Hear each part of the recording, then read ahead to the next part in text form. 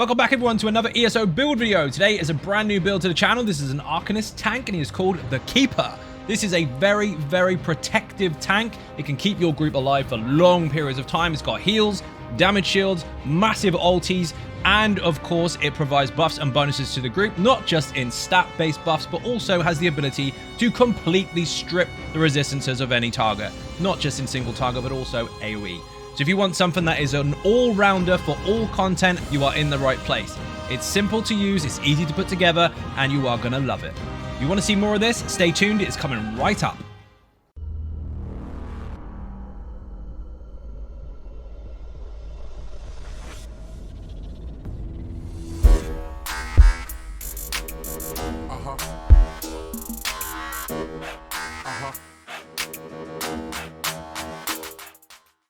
So first of all, we're going to start obviously with the stats, and we've got a lot of buffs going on here, so we're going to have to chuck a couple of shapes out before we start.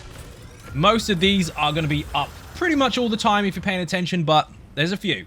Anyway, we are sitting on 12.7k magicka, 50.5k health, and 20.4k max stamina. Mag recovery is currently 3.6k almost, health recovery 2k, stamina recovery 2k, and we're sitting on 38.8k resistances. Granted, that is over cap, but there is a very good reason for that. We do need it. Now, also consider that while our stamina recovery does go up to about 2k, especially in content or if we're using our potions and such, that will not count while we're blocking. But while you are not blocking, that will kick in. So if you're heavy attacking to get your resources back, at the same time, this will tick over. You get so much back in a short period of time. We have 64 points into max health. Of course, you can go lower if you prefer and put some more into stamina. But if you do, then your health-based skills, the ones that scale from health, will be less effective. So just consider that. I know some of the buffs and bonuses fell off, but that happens, don't worry. We put them all back on again, as you should do in content. And we're happy again. There you go. Now, we are using the Atronach Mundustone for the extra magicka recovery. Now, that gives us access to the magicka abilities on tap, rather than having to wait for a long period of time or have a large bar. Having a large magicka bar just means eventually you're going to run out and you have to wait for it. Or having high recovery means that it recovers much, much faster and you can use them more often. That's the purpose. We're not utilizing the magicka bar for strength, we're using it for utility. So the quicker we get it back, the quicker we can reuse it. Now we're using max health, max stamina food. This is flat as far as stats go. It's just stamina and health, but it is broken as far as the buff visuals are concerned. In-game, it works perfectly fine, but on your character sheet, it says 0-0. That's not actually true. You get 5.4k max health almost, and you get almost 5k max stamina. That is, well, one of three variants, actually. It's this stuff, basically. Now, there's three different ones. They all do exactly the same. Just use whichever one you got access to. Now, the easy stuff is out of the way. Now we've got to get to the hard stuff. It's new, so obviously it's going to be unfamiliar ground for lots and lots of people, but stay tuned. I'm obviously going to explain every single one of these skills in detail so you can fully understand them. If you want to skip this, that's your choice, but don't put questions in the comment section down below and expect me to answer them if they're already answered here, because I've already done that bit. It's your own risk. Anyway, here we go. So first of all, we're taking advantage of Reconstructive Domain. This is in, I gotta remember where it comes from, the healing skill line. Third ability in fact. Nope, fourth ability to unlock starts off as Arcanist Domain, morph it to Reconstructive Domain. Basically what this does, it costs magicka, and over the next 20 seconds in an 8-meter radius, you will give the whole group, anyone inside of this, minor courage, minor fortitude, minor intellect, and minor endurance. Yes, that's a lot of buffs. That means that you get increased recovery for magicka, stamina, and health, 15%, which does stack with major, so if you're using tripods, happy days. And you also get 215 extra weapon and spell damage. That is basically Yolokrin and one of the Warden healing skills all combined into one skill. And wait, there's more. This also heals people over time for standing in the area. So it's a heal, it's a weapon and spell damage buff, and it's 3 recovery bonuses all at once. Maintain this under your feet at all times. The whole group will be happy. Impervious Rune Ward. Now this is from the tanky skill line. This is the second ability to unlock. Starts off as Rune Spite Ward, morph it to Impervious Ward. This one is a little different because it gives you a bigger damage shield up front. You will get a damage shield to start with, and that will maintain throughout its duration unless it gets stripped, but the first second gives you a stronger one for that 1 second duration. Why is that important? Well, normally, if you're going to apply a damage shield, it's not normally for the duration. Usually it's to suck up an incoming attack. You can benefit from the duration, but the first hit is what you're really worried about. And if you time this right, you can take a big heavy attack and never even worry about it because your first part of the damage shield is actually nearly 40k. Now, if you start adding buffs and bonuses, or even take some of these bonuses and put them on top, and especially if you are using Crux and all that good stuff, this can actually generate a lot more benefits from it. So we're going to get more into the Crux stuff later, but just a quick demonstration. That is already 39.1. It will now be, with minor toughness, 42.5. The Crux was there for a reason, not for the damage shield increase, but from what it comes afterwards. When you apply it, we'll get there in a moment, not only does it give you a damage shield, but it also reflects damage back at the target, scaling off of your maximum armor. So if you are overcapped, it doesn't matter because the numbers contribute towards the strength. But at the same time, based off of your health, the higher the health, the better, you will heal based on Crux stacked up. See those triangle things going around my body? They are called Crux. You can have a maximum of 3. You can hold them or you can spend them. But there are ways to build them and there are ways to use them. This is a way to use them. The more you have, the stronger that heal is. So it's not just a damage shield that you activate up front. You also get a big heal from it as well. Now again, that scales off of your max health. So the higher your health, the stronger that will be. Yes, it can crit. A crit chance is relatively low, but if it does crit, you will get a substantial heal from that.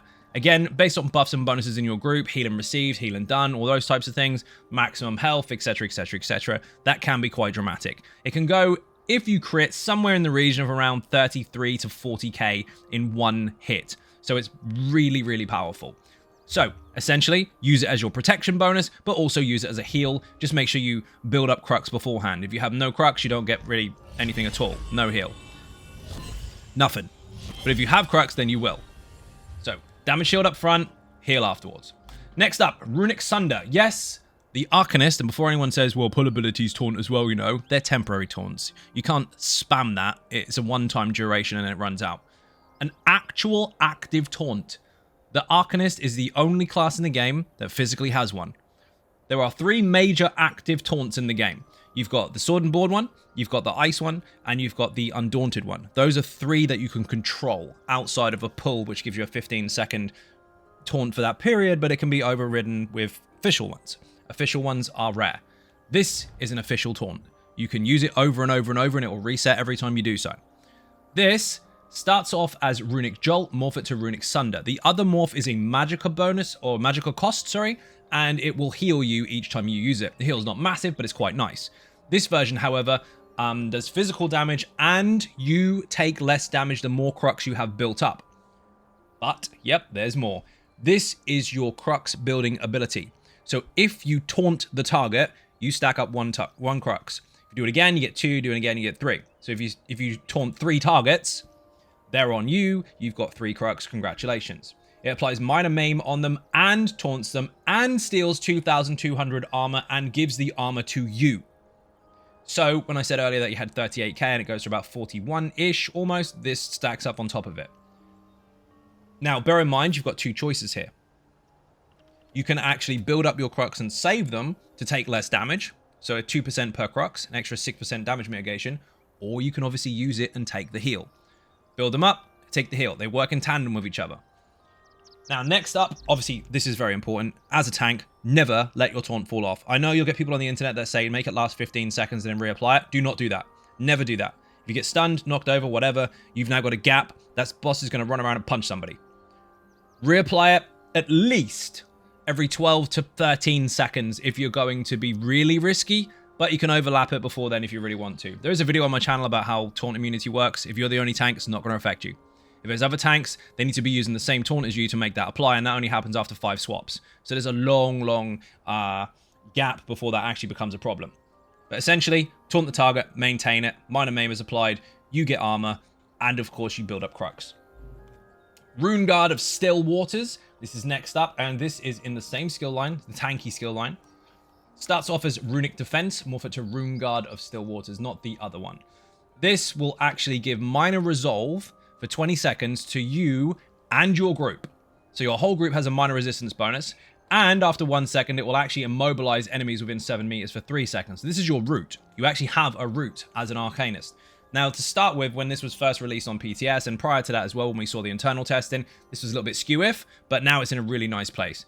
And you also gain minor protection for 20 seconds, but if you go lower than 50% health, the minor protection is consumed. And then instead, you receive a massive heal. This heal scales off of your maximum health, so the more health you have, the bigger the heal will be. The less health you have, the lesser the heal will be. And I don't mean health in your bar. I mean your maximum. So if you had 50k health, that's a 15k heal.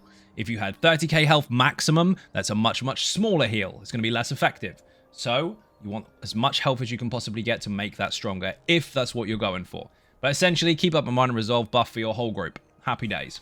So you've got two major buffs at the moment, or abilities that apply lots of different things.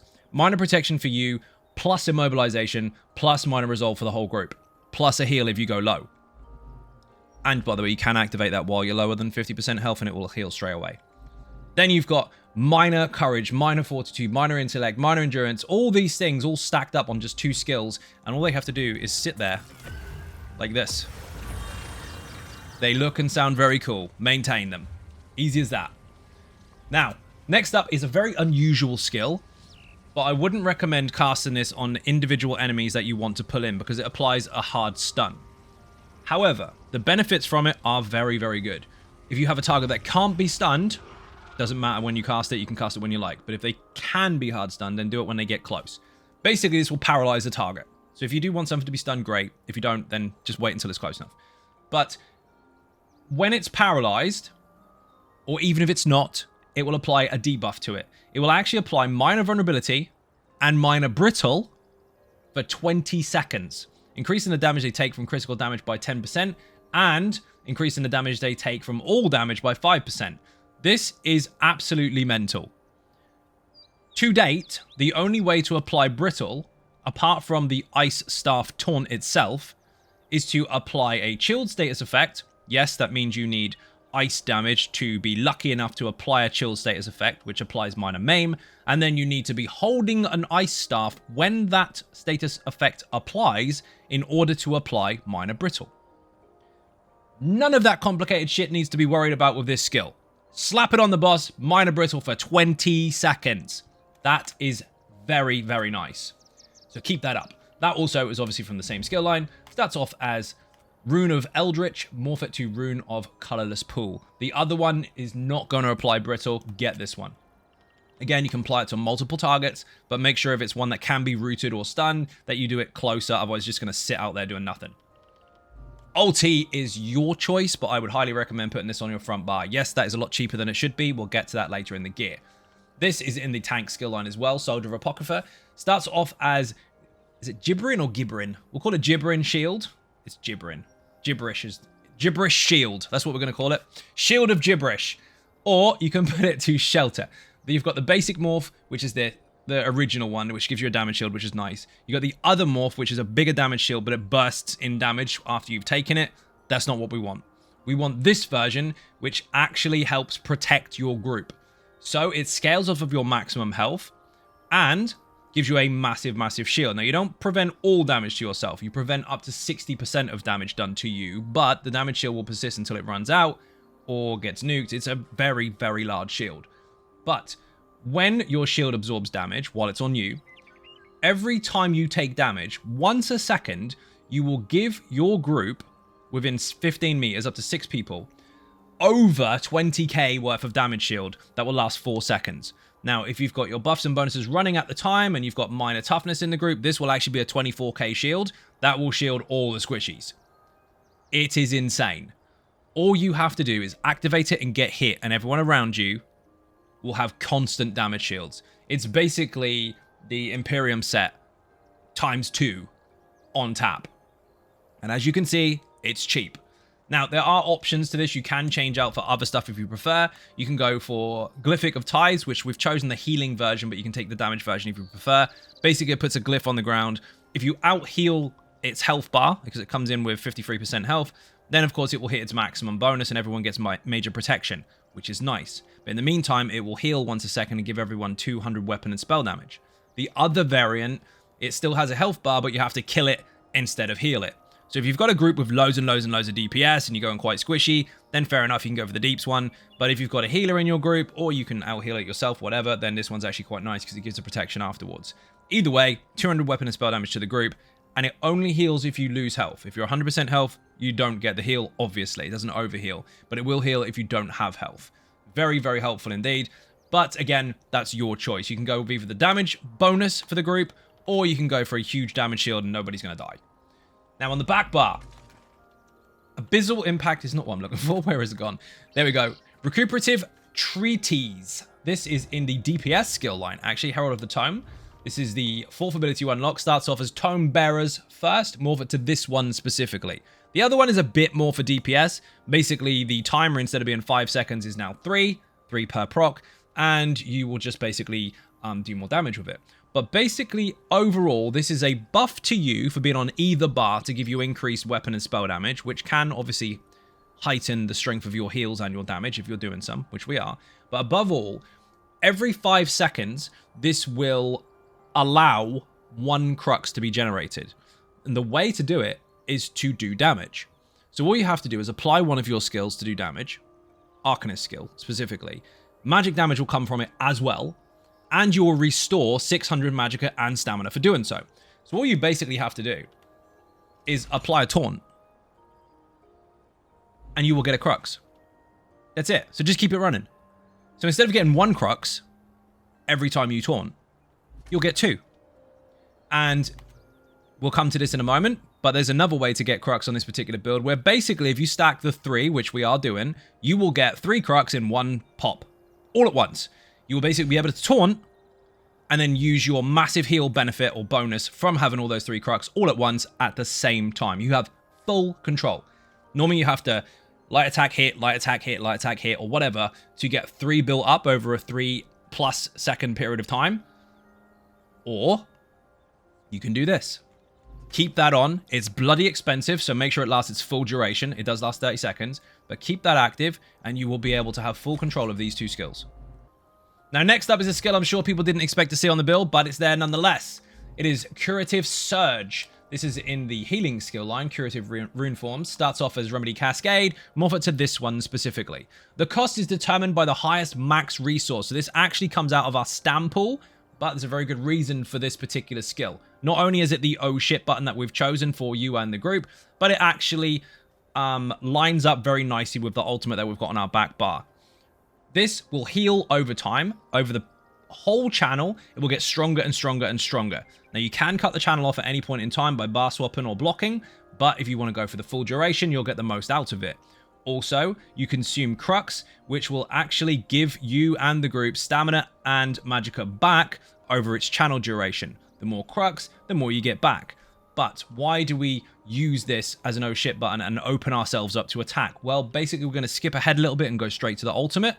This is your oh shit button. It is in the sword and board skill line, and basically when you apply this, which is only 115 ultimate, you will block automatically for 8 seconds. You'll have full run speed, you'll have all block bonuses, including all the mitigation bonuses that come with it, and during that 8-second channel, or duration, you can easily channel for 4.5 seconds with this. So if it's really, really, really bad and you're in trouble right now, you can put this on and heal the group. Or yourself, or you can go res someone, whatever you like, but this has a window of opportunity and you should use it inside this.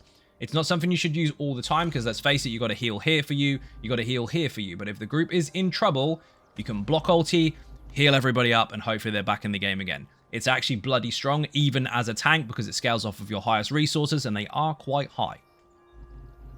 Next up is Crux Weaver Armor. This is in the tanky skill line, of course, Soldier of Apocrypha. This is the 3rd ability you unlock. Starts off as Fate Woven Armor, morph it to Crux Weaver Armor. This particular morph lasts 30 seconds. It gives us a resistance bonus that we don't technically need to apply all the time because obviously we are overcapping our resistances, but I would highly encourage you to do so.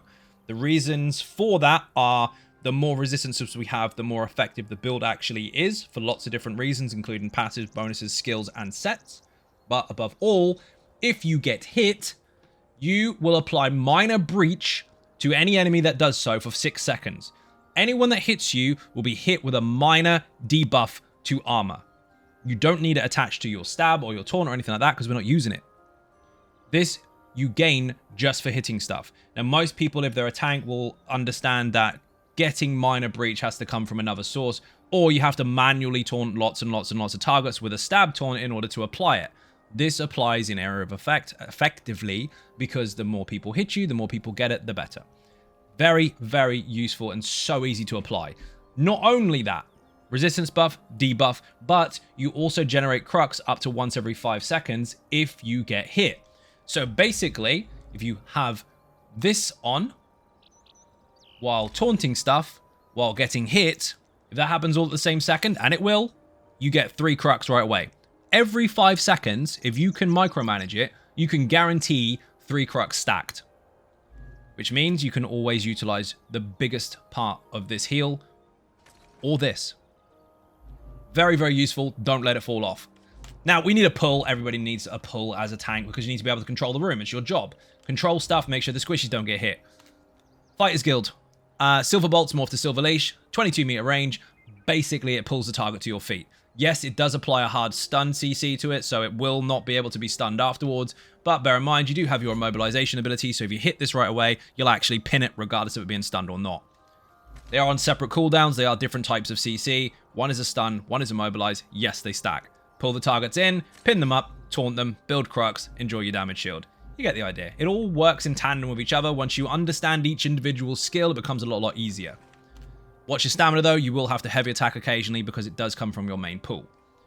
Bear in mind, however, while you're casting it, if you're not already block casting, your stamina recovery is actually quite high, so it can sometimes pay for itself. Razor Caltrops is of course last in the Assault skill line. Third ability to unlock. Starts off as Caltrops, morphed to Razor Caltrops. Everything you need on this build as far as pen stripping is covered. Put this on the ground, lasts for 10 seconds. You can throw it at long range or close range, but in 8-meter radius, this will actually apply damage over time. It will snare the enemies, and it will reduce their armor by 5948 for 4.1 seconds. Now, I know the skill says it lasts 10 and the debuff says it lasts 4, but every time you apply damage, that will reset. So technically, if the enemies inside of this take damage every single second guaranteed, this will last 14 seconds, the debuff itself. And again, it's in area of effect. So you've got area of effect major breach, and just for being hit, you've got minor breach. And none of those came from your taunt, and every single one of them was easy to apply.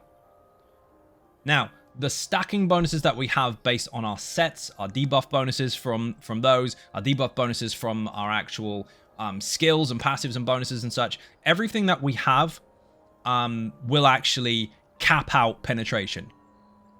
Now, if you put the taunt on multiple targets, that will be multiple, so you can consider AoE pen stripping bonuses if you like. But if it's just single target, you've got that on tap.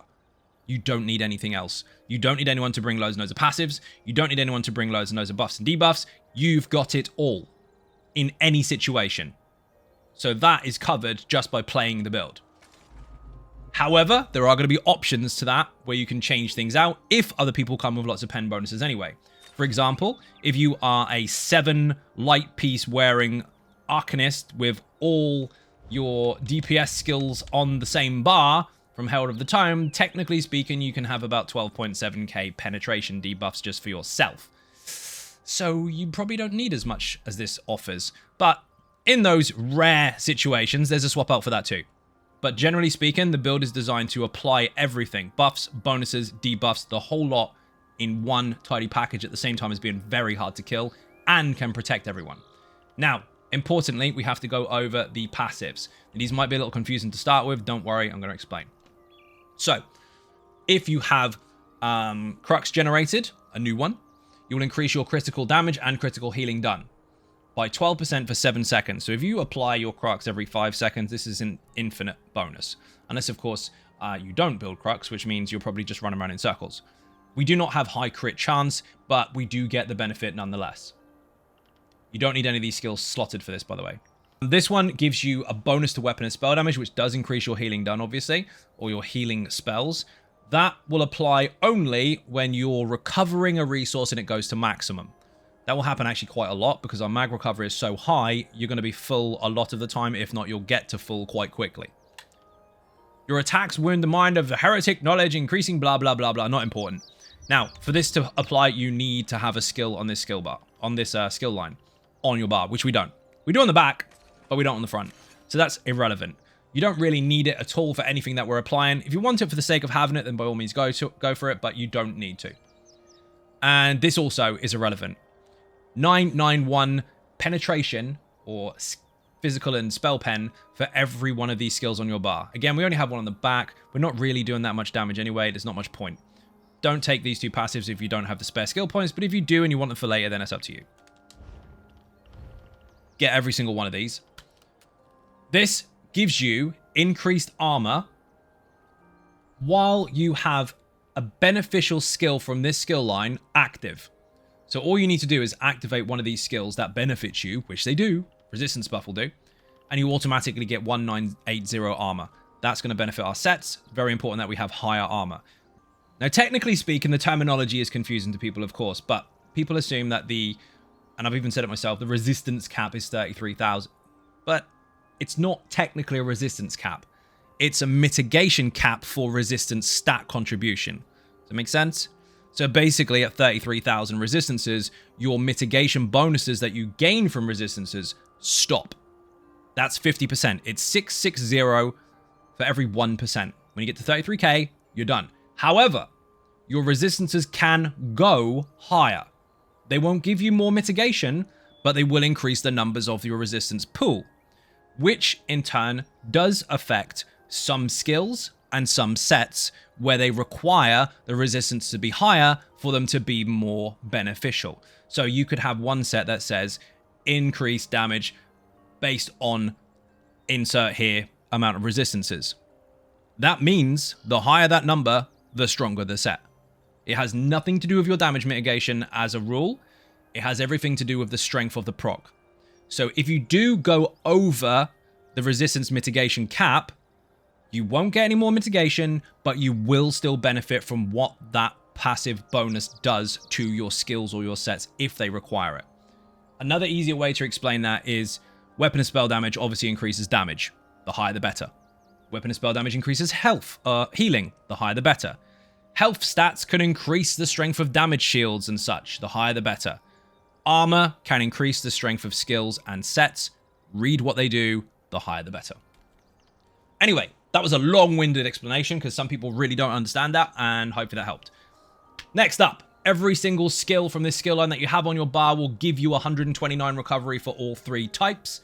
We currently do not have all on this bar. We actually have 5 even, so that will give us the 645. You can, of course, go higher, but that means we have to take off one of our Healy skills. We're not going to do that because passives are coming up for that too.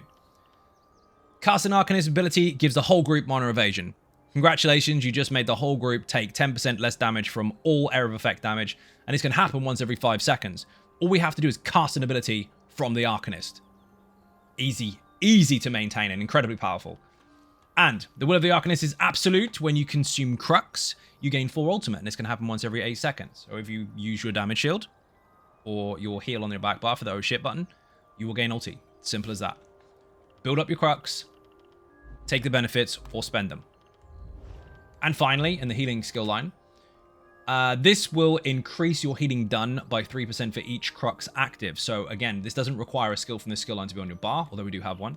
But the healing done on this skill over time, the heal from this particular damage shield, if you've got lots of Crux, the more Crux you have stacked, the better.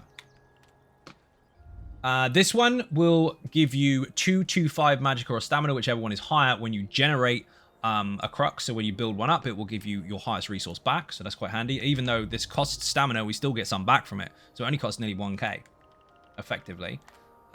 Your Magicka and Stamina recovery are increased by 18% just for having this passive. That's why our recovery is so high.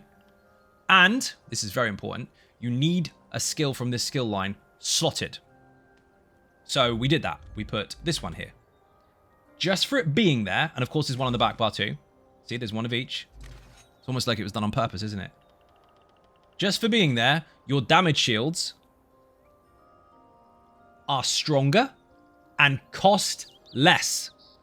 So that means for having a healing skill on your bar, your ultimate is cheaper by a lot. as is the actual skill here, because that would be way over 4k otherwise. Now, this skill line is obviously very important. We're only using the ultimate from here, so the skills themselves don't really matter too much, but we are going to take the passives nonetheless. This reduces the stamina cost of your one-hand and shield abilities.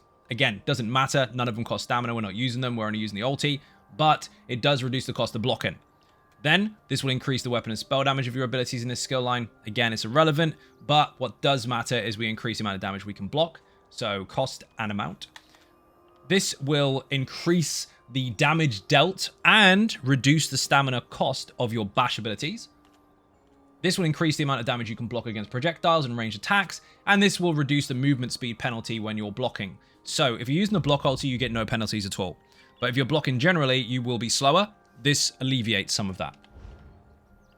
No other skill lines required for weapons. No light armor, no medium armor, ignore those. Heavy armor. Heavy armor, you want obviously all of these passives. Increase resistances per piece. Increase health recovery and resources back when you get hit once every 4 seconds per piece.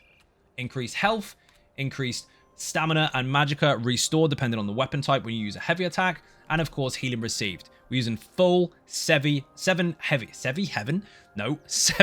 heavy armor pieces. So we've got all the passives maxed out.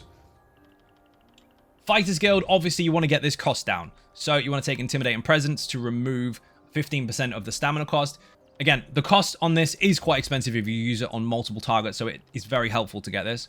Now, this here will increase the weapon damage of your whole character by having the Fighters Guild ability slotted. Each one, 3% bonus.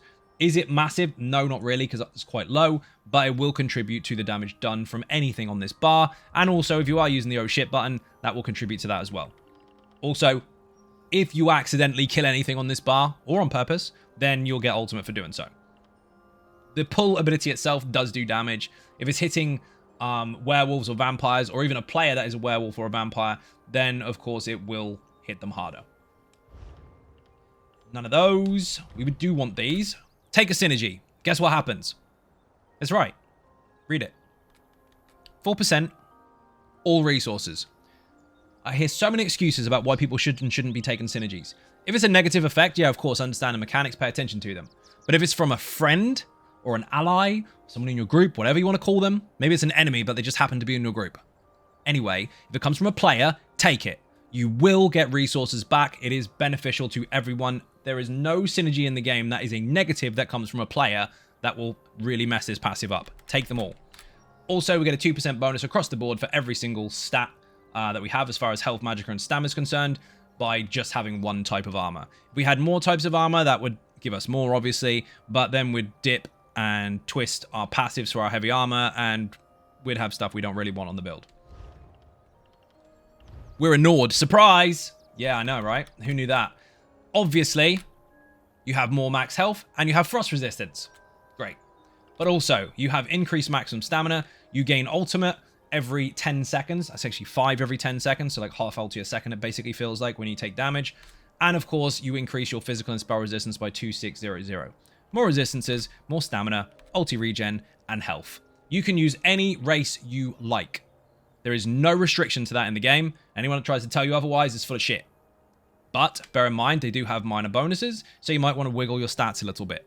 If you are not a Nord and you want to still take advantage of full penetration debuffs with this particular build, you are going to have to find that extra resistance bonus.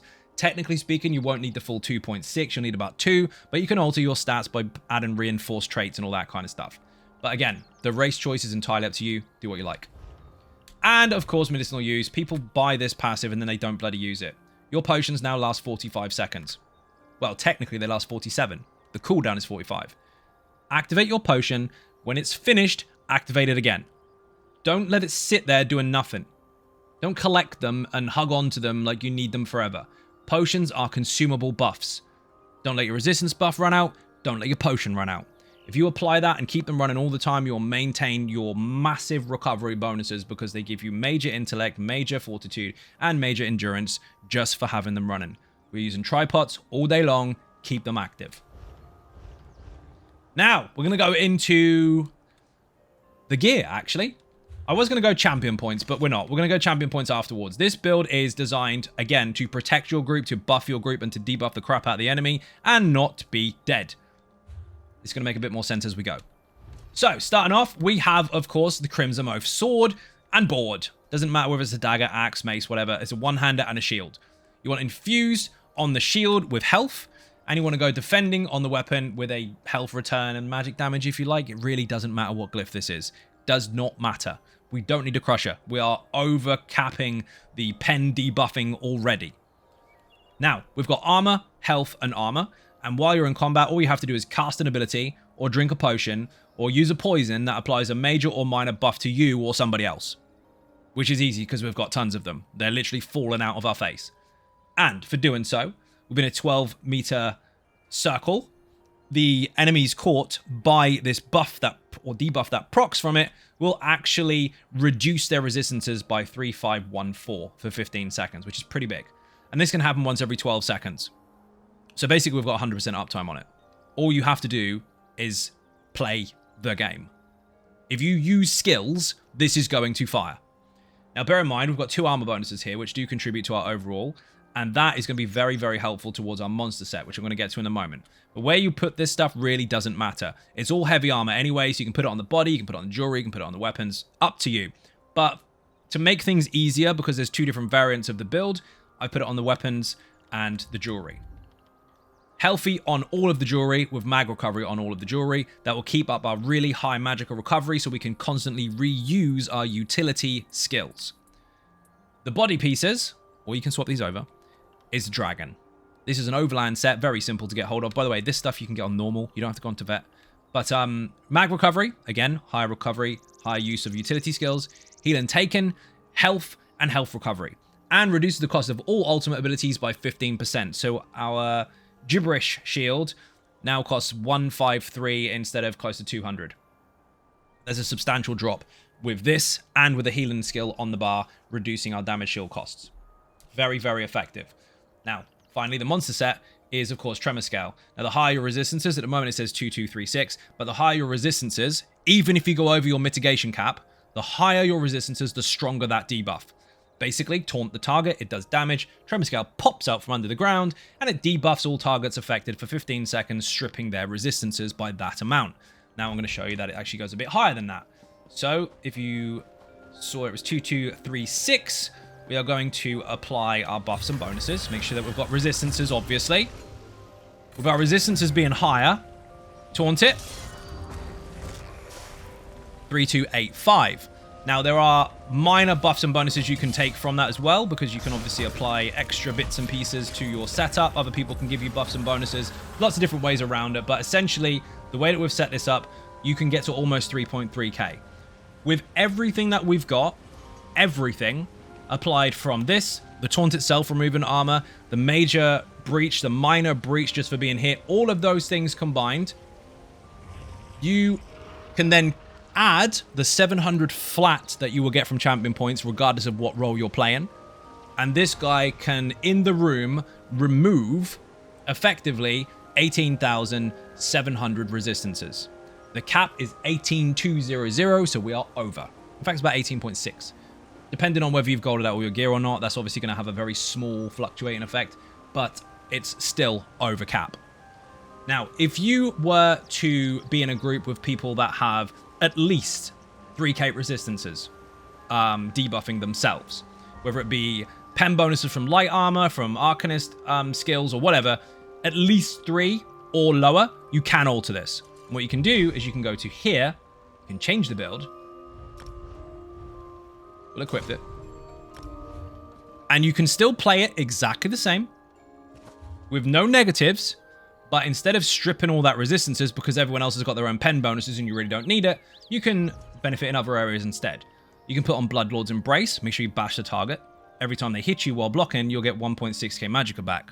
That happens every 2 seconds, because recovery is calculated over 2 seconds. That's effectively 3.2k magicka back every 2 seconds. On top of your recovery, which is 3.5, you get the idea. We're now at 6.7.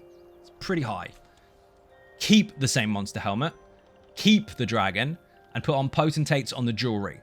Then on the weapon and shield, because the chest has been removed from the dragon, you want to make sure you've got a weapon of the dragon to make up the 5-piece bonus. Then add Druid's Shield, which is a crafted piece, for the extra health bonus. Everything's basically where it was before. The health is not much different. The recovery is not that much different. The buffs and bonuses that we have applied is barely any difference at all. But my food run out. Of course it did. But what you have to consider now is your ultimate only costs 130. You can drop that left, right, and center. That also considers other things as well, like the glyph if you were using the ultimate. A warhorn if you were using that is obviously a lot cheaper. That's 181 instead of 250. Barrier is 163. And your oh shit button over here, your sword and board ulti, is now a tiny 98. Which is pretty mad, to be fair. So you've got a very cheap ulti spamming variant, or you've got a full-out pen stripping variant, but you will have to consider what is in your group to be able to determine which one is better for you. Both of them play exactly the same. So for those whinging about buffs and bonuses and debuffs and all that kind of shit and saying you don't bring enough to the group, first of all, you've got minor courage, minor endurance, minor intellect, minor fortitude, minor resolve. You've then got major protection if you take one ultimate, or you've got massive damage shields if you take another. You've got heals on your ground all the time, and you can strip the penetration or the resistance debuffing, if you like, of the target, if you consider other people have 700 standard, by over cap. Full debuffing and bonuses for your group all in one tidy package, and you are not squashy. So again, whichever variant you choose is up to you, depends on your group, but both play exactly the same. Just maintain your buffs and bonuses. Now we're going to get to champion points. Oh, actually, before we do that, we want to make sure that we go over the traits and stuff, because otherwise that's going to be confusing if you haven't seen the website already. Defending on the sword and board with infused. Infused on the head and infused on the chest. Sturdy on everything else. That way we've got the two biggest pieces giving us the biggest health bonus. Sturdy on absolutely everything else. We don't need extra resistances, because if you do try to force too much reinforced, if you are a Nord, then your tremor scale bonus is going to hit diminished returns, and you don't do anything positive. We are already overcapping. By a small amount, but we are. You don't need any more. Recovery and healthy on all the jewelry. And the same applies to the other setup as well. Exactly the same traits. Right, champion points. So the blue stuff. Get these yellowy ones whenever you can. There's crit chance, there's stamina, there's magicka. They open up different trees. This opens this tree, but we're not using it, so it doesn't matter. This tree here, however, there's your 700 pen. Everybody has that if they have 20 points in here. You want to get these as soon as you can. They are kind of useful for your damage type stuff when you use status effects, but basically, again, these are all passive bonuses that can just stay with you forever. You don't need, in order to complete content, to have them all unlocked, but it does help. Now, overall, the most important thing is this. Get this tree open. So these are all passive bonuses that give you damage mitigation, of course, but the ones you want to slot are these. You want Ironclad for 6% damage reduction to direct attacks. You want Jeweler's Rebuff to reduce damage taken from single target hits. Endure and Resolve to reduce the damage from damage over time. And Unassailable to reduce the damage from area of effect attacks. Basically, you've got AoE, damage over time, single target, and direct protection throughout. The rest are just flat passive bonuses. Technically speaking, if you were very low champion points, you should go here first and get all those bonuses. But if you've got over, 1.5, 1.6k or something, you should be able to fit it all anyway. Or most of it, at least. Red tree, of course. Yellow ones, again, very important for passive all day long bonuses. But you want to get your slottables. So we'll start off over here with these. This is max health. Doesn't cost any extra points to get to it. This is max armor. Happy days. No extra points required there. You don't need any prerequisites. You just buy it. And we've got a recovery bonus. All three of those don't require any earlier stages. However, when I say that, I mean these yellow ones. However, you will need this.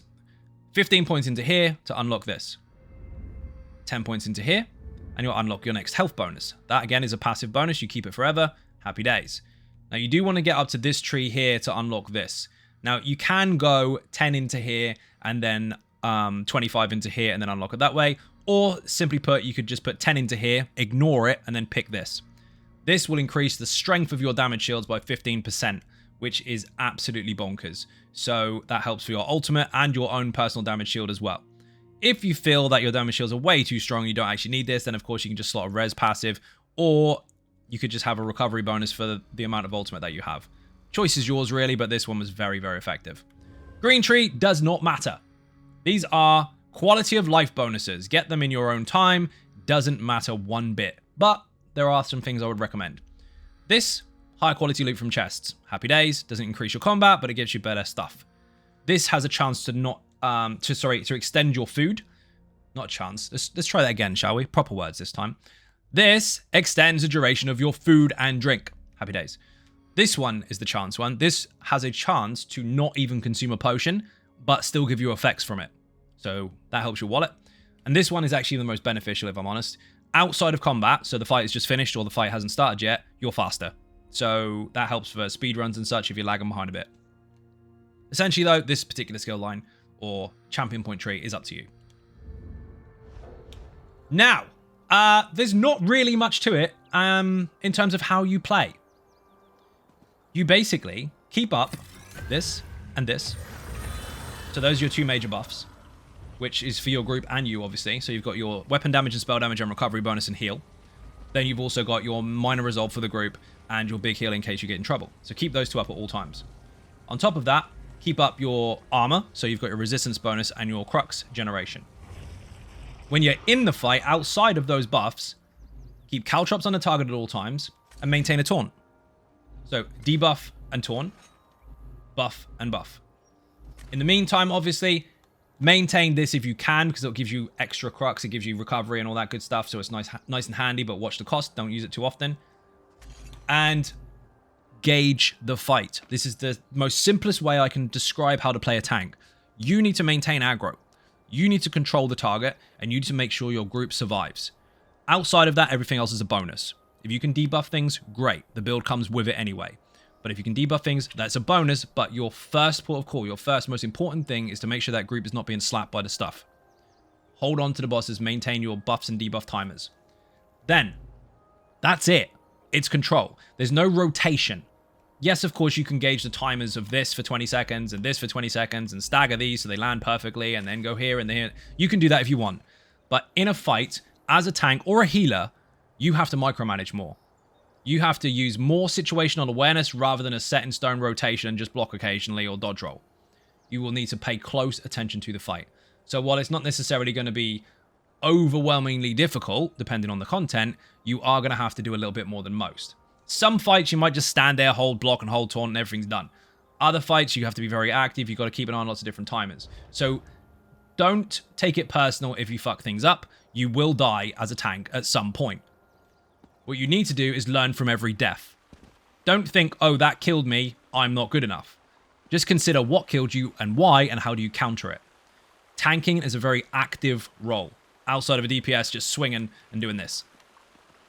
Before any DPS get upset about that, I'm not dismissing you. I understand that you're OP as fuck, and it's amazing. But you do have less responsibility, unless it's a complicated mechanic. So as a tank, don't hold yourself too strictly on rotations and focus more on maintaining buffs and bonuses and aggro. If you do that, you're good. Anyway, now the boring stuff is out of the way, let's go to fashion. So we are using basically all of the same set for the armor, except it's all medium bar the shoulders, and the belt is slightly different as well as the helmet. But the rest of it is all the same. So this, which I can't pronounce here, this say arc, and then say th, and then sneeze, and you'll say it correctly. But basically the whole motif is that in medium. But the shoulders, it's the same motif in heavy. Now the difference is the belt is Dramathra light, and the helmet is Apostle medium. That way we kind of break it up a little bit, and it doesn't look too much like a big Dwemer construct, and he looks like he doesn't look exactly the same as every other one. He looks cool though. Same motif style as the axe and shield on the front bar, and to obviously tell the difference between the front and the back bar, just in case you're confused, then we are using Scribes of Mora's mace with the eyes and the shield as well. So everything is the same motif apart from the belt and helmet for the front bar, and the back bar we've obviously got different weapon and sword, weapon and shield even.